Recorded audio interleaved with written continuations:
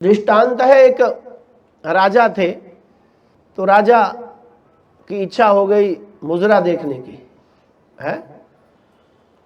नित्यांगनाएं रोज आती आकर के रात को नाचती, रात रात भर जाग करके राजा जो है मुजरा देखता रहा, रोज नाच देखता रहा। राजा उसी में व्यस्त हो गया। जब उसमें व्यस्त हो गया तो राजा के गुरु भी राजा के साथ राजमहल में बैठ करके रात्रि को मुजरा देखते, नाचने वाली का नाच देखते, वाह वाह वाह वाह करते सब लोग। वो जो नाचने वाली थी, नाचने वाली के साथ जो ढोलक वाला था, वो पूरी रात ढोलक बजाता रहा। ढोलक बजाते बजाते उसके हाथ में छाले पड़ गए। सुबह होने वाली थी, मुजरा समाप्त होने का समय आ गया। अब मुजरा समाप्त होता तो राजा प्रसन्न होता कि तूने बहुत अच्छा नृत्य किया है, मुंह मांगा उसको इनाम देता, जो चाहती वो मिलता उसको। पर उसके पहले ही ढोलकी बजाने वाले का बैलेंस बिगड़ गया, उसके हाथ में छाले पड़ गए। अब वो ताल बजा कर ही ना पाए, बजा ही ना पाए ढोलकी, उसके हाथ बहुत पीड़ा होना शुरू हो गया, तो वो ताल बिगड़ना शुरू हो गई। तो नाचने वाली ने वो ढोलकी वाले को इंगित करते हुए कहा, बहु बीती थोड़ी रही, पल पल गई बिहाए, एक घड़ी के कारणे मत कलंक लग जाए। है, बहु बीती, बीत गई, पूरी रात तो बीत गई, थोड़ी रही, थोड़ी सी रह गई, पल पल गई बिहाए, ये जो थोड़ी सी बची है भी पल पल करके निकल रही है।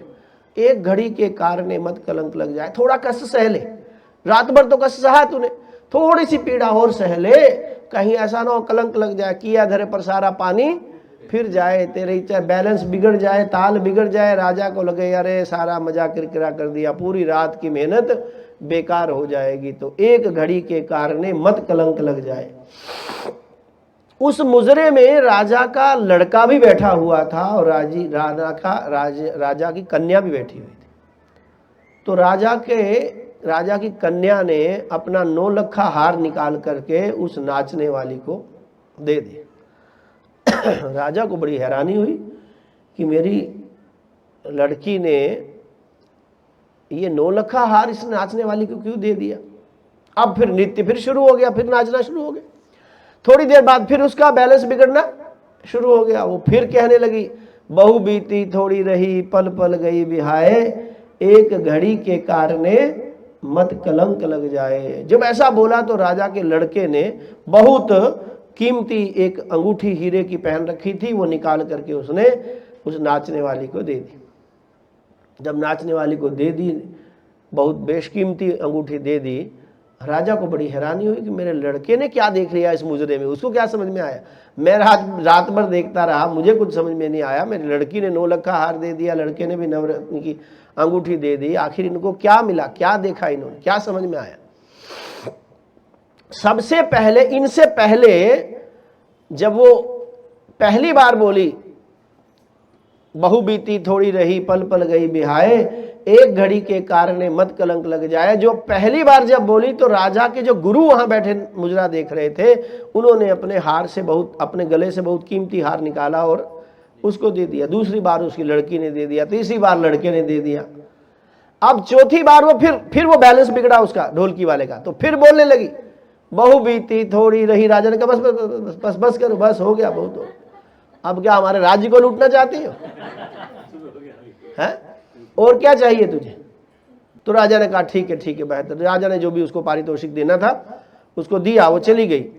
अब राजा के मन में सबसे पहली जिज्ञासा ही उत्पन्न हुई कि मेरे गुरु ने क्या सोच करके उसको अपना कीमती हार दे दिया। तो उसने गुरु से प्रार्थना की कि महाराज गुरुदेव आप बताएं, आपने इस नाचने वाली को क्या देख करके इसको पुरस्कार दिया। उसके गुरुजी ने कहा कि राजन, वो नाचने वाली नहीं है, वो मेरी गुरु है। क्या है? वो मेरी गुरु है, उसने मुझे शिक्षा दी। बहु बीती थोड़ी रही, पल पल गई बिहाए। अरे महात्मन, इतनी जीवन तूने तपस्या में लगा दिया, अब मरने का समय आया तो आकर राज दरबार में मुजरा देख रहा है? पूरा जीवन तूने तपस्या में व्यतीत कर दिया, अब अंत समय में आकर के मुजरा देखने बैठ गया। पल पल गई बिहाए, थोड़े थोड़े करके ये भी जीवन निकल रहा, हाथ से सरक रहा रेत की तरह। एक घड़ी के कारण मत कलंक लग जाए, कहीं मरते मरते सुसरे मुजरा देखते मरेगा तो दुर्गति हो जाएगी। तो ये मेरी गुरु है, इसने मुझे शिक्षा दी है कि पूरा जीवन तो तप करने में बिता दिया और अंत में मुजरा देखने बैठ गया, इसलिए मैंने गुरु दक्षिणा के रूप में उसको भेंट किया है। मैंने कोई उसका नृत्य से प्रसन्न होकर के नहीं दिया है। राजा को लगा अच्छा, राजा को बड़ा अच्छा लगा, इसका मतलब हो हमारे गुरुजी तो लाइन पर आ गए। अब अपनी पुत्री को पूछा कि तू बता, तूने अपना नौलखा हार क्यों दे दिया उस नाचने वाली को? उसने कहा पिताजी वो कोई सामान्य नाचने वाली नहीं थी, वो नाचने वाली नहीं थी, वो हमारे कुल की रक्षा करने के लिए आई थी। उसने हमारे कुल को डुबोने से बचा दिया। कहा क्यों? कहा पिताजी मैं आज रात को एक कुम्हार के साथ निकलने वाली थी, भागने वाली थी। मैं इतनी बड़ी हो गई, आप मुजरा देखने में व्यस्त हैं, आपको चिंता ही नहीं कि मैं बड़ी हो गई, मेरी शादी करनी चाहिए। तो अब मेरे से अपने आप पर कंट्रोल नहीं हो रहा था, मुझे लगा आज रात को मैं फलाने व्यक्ति के साथ भाग जाने वाली थी, इसलिए इसने मुझे कहा बहु बीती थोड़ी रही। अरे इतना जीवन तूने निकाल दिया माता पिता के घर में, थोड़ा और इंद्रियों को संयम कर लो, थोड़ा और मन को वश में कर लो। बहु बीती थोड़ी रही। अब वैसे भी वो अवस्था आ गई है जिस अवस्था में माता पिता चिंता करते हैं, विवाह करना है, कन्या बड़ी हो गई, इसका जल्दी कन्यादान करना है, तो यूं अवस्था तो आई गई। अब तो बहु बीती थोड़ी रही, पल पल गई बिहाय। वो भी जो थोड़ा समय है वो भी जल्दी एक एक पल करके निकल रहा है। एक घड़ी के कारण मत कलंक लग जाए, कहीं एक घड़ी के इस अविवेक पूर्वक निर्णय से पूरा जीवन ही कलंकित न हो जाए। क्योंकि एक बार लड़की का पांव घर से बाहर निकल जाए, मर्यादा टूट जाए, फिर वापस नहीं आता। कुछ ऐसी गलतियां होती हैं जो एक बार हो जाए उनको सुधारा नहीं जा सकता।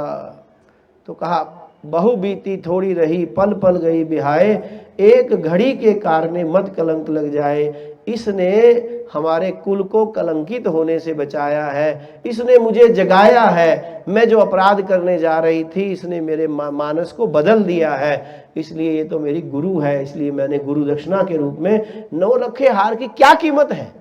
आपके पास हजारों 9 लखे हार होंगे, परंतु यदि मैं चली जाती तो पूरे राज्य में आपका नाक कट जाता, आपकी संपत्ति किसी काम की नहीं रहती। पूत सुपूत तो क्या धन संचय और पूत कुपूत तो क्या धन संचय। संतान यदि बिगड़ गई तो माता पिता के जीवन का कितना भी परिश्रम करके कमाया हुआ धन किस काम का, कमाया हुआ यश किस काम का, 2 मिनट में मिट्टी में मिला देते हैं। इसलिए मर्यादा में रहना, अपनी सीमा में रहना, अपने धर्म का पालन करना, जो दुख आए उसको सहन करना, जो कष्ट आए उसको सहन करना, छटपटा करके तुरंत जो है सीमा का उल्लंघन करने की बात करना, ऐसा करेंगे तो पूरा जीवन ही बर्बाद हो जाएगा। एक घड़ी आधी घड़ी। अब राजा ने अपने पुत्र की तरफ देखा, ये तो ठीक है भाई, इसकी बात तो समझ में आ गई। अब तू बता, तूने काहे को अपनी इतनी कीमती हीरे की अंगूठी जो है इस नाचने वाले को दे दी? कहता पिताजी क्षमा करना, वो नाचने वाली नहीं है, उसने मुझे बहुत बड़ा पाप करने से बचाया है। कहा क्यों? कहा मैं बड़ा हो गया, आपको होश ही नहीं है, आप तो मुजरा देखने में व्यस्त है, रोज नाच गाने में ही व्यस्त है, आपको कोई लेना देना ही नहीं कि मैं बड़ा हो गया हूं, अब मुझे युवराज घोषित कर देना चाहिए, राजा बना देना चाहिए मुझे। अब बुढ़ापे में आप मुजरा देखने में व्यस्त हो गए, अब ये राजपाट मुझे सौंपना चाहिए ताकि मैं अब प्रजा की सेवा कर सकूं। आपसे कुछ नहीं होता तो राज मुझे देना चाहिए, मेरा राज तिलक करना चाहिए था, पर आप मेरे राज्य तिलक के विषय में विचार ही नहीं कर रहे। इसलिए मैंने आज मानस बनाया था कि रात को आप सोएंगे तो सोते सोते आपका गला, हाँ, राम नाम सत्य है। इसने मुझे बचाया। बहु बीती थोड़ी रही। अरे इतना जीवन बीत गया, आज नहीं तो कल पिताजी तेरे बारे में विचार करेंगे ही। अब तू बड़ा हो गया, इतने जीवन बीत गया, अब कितना समय रह गया? मानो ज्यादा प्रतीक्षा भी करनी पड़े तो 1-2 साल, इतनी आयु तूने व्यतीत कर ली घर में, अब थोड़े समय के कारण अपना नाक कटवाएगा, पूरे खानदान का नाक कटवाओगे।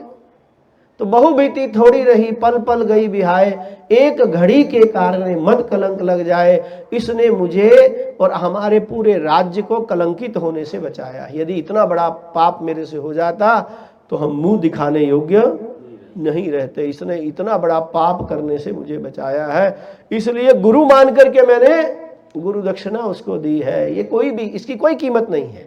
मैंने जो उनको दिया है उसकी कोई कीमत नहीं है। बदले में उन्होंने जो मुझे शिक्षा दी है उसके बारे में कह ही नहीं सकते। यदि मुझे ये बुद्धि नहीं मिलती तो आज रात को मैं आपका काम तमाम कर देता। राजा को लगा अरे राम राम राम राम, मैं तो अपने नशे में पड़ा हुआ हूं, मुझे तो मुजरे के अलावा कुछ दिखाई ही। मेरे गुरु समझ गए, मेरी जो है पुत्री समझ गई, मेरा पुत्र समझा। एक मैं ही मूर्ख हूं कि बुढ़ापे में खाली नाच गाने में लगा हुआ। एक मुझे नहीं समझ में आ रही कि मेरा कर्तव्य क्या है, मेरा धर्म क्या है। राजा ने तत्काल जो है अपनी प्रजा को बुलाया, मंत्रियों को बुलाया और अपने पुत्र को राजगद्दी पर बैठ करके राज तिलक कर दिया कि भाई आज से मेरा पुत्र ही राजा होगा। अब मैं जो है निवृत्ति प्राप्त करूंगा।